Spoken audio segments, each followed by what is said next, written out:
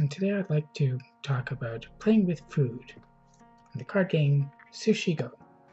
Conceptually at least, this is based around revolving sushi, where a chef would place the dishes, all the assorted dishes, onto a conveyor belt for the customers to take, in the hopes that the good stuff would come around to them. In the same way, players would hope that good cards would come around to them. The game comes with a very useful quick game summary so you can remember how many points each card is worth and how many cards to deal to each player, as well as the number of rounds you're expected to play, although you can play extra if you really want to, and chances are, given how fun the game is, you'll want to play until the entire deck has been exhausted.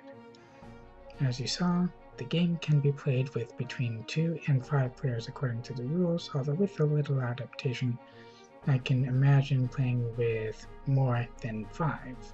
On each turn, you take one card to keep and pass the rest either to your left or the right, depending on which direction all the players have agreed upon.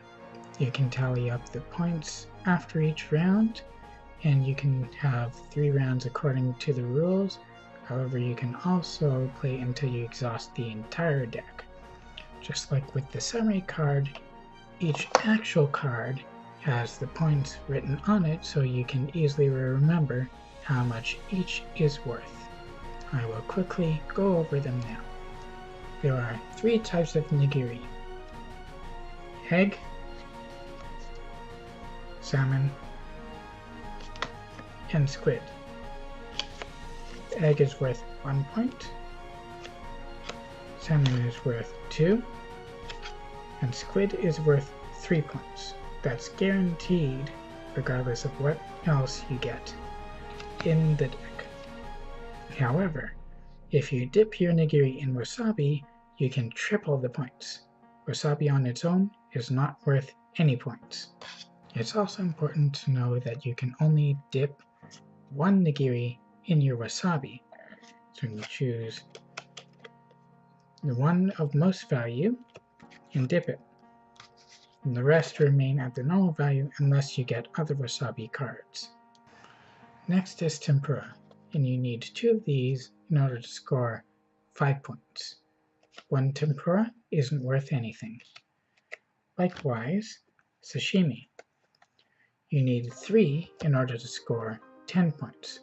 1 or 2, once again, is not worth anything. With dumplings, you have another card that can guarantee you points. However, this relies on how many of the dumpling cards you can collect. You can see below, 1 only earns you 1 point, 2 earns you 3, until you can get to 5 cards, which earns you 15 points. And just as a little reminder, something else that earns you 15 points together also consists of 5 cards: the sashimi and the tempura. Next you have maki rolls, and as you can see, the cards come in 1, 2, or 3 rolls along the top, and you count them in order to see who has the most and second most. If you have the most maki rolls, you can earn 6 extra points. Second place earns 3 extra points. And if there are ties, then you split the points. Where maki rolls earn points each round, the effect of a pudding only comes into play at the end of the game when you count up how many every player has. If you have the most puddings out of everyone, then you earn 6 extra points. But if you have the least amount of these cards, then you lose 6 points. And once again, if you tie, you split the points, both in the earning and in the penalty.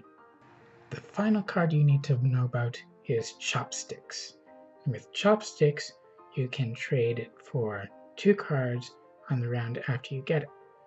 In effect, if you pick up the chopsticks on the first round, and then you pass to your left and get the next cards from the person to your right, you can then trade it for 2 cards, as I would here, wasabi and a nigiri.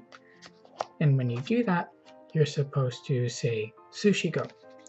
You put your chopsticks back into the hand that you're passing, and then pass it off to your left. You can have more than one chopstick cards in your keep pile at once, but you can only use one per turn. That way, the number of cards in the hand being passed around remains the same for everyone until all cards are exhausted. This quick overview of the cards may have seemed complicated, but trust me, you can understand the concepts behind it and form strategies after only a few rounds. The game is fun and fast-paced, and it's something that both children and adults can enjoy. In fact, my nieces and nephews quite enjoy it, and so do I. And I highly recommend it to those who have a couple minutes to burn with a few good friends or relatives.